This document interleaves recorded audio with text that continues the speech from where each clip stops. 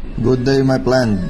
How to play back the voice function. For example, you forget something that had some information from pilot or BTS. Here in GRC VHF, you can play back. So let's go. So first, you can go to menu. Then after that one, you can go here in the voice function. Then after that one, playback. Then if you can see, for example, like this one, some other message, some other call.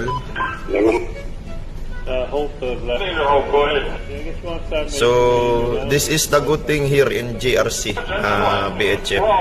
You can play back this recorded conversation from pilot, BTS, or other vessel if you don't understand their fully.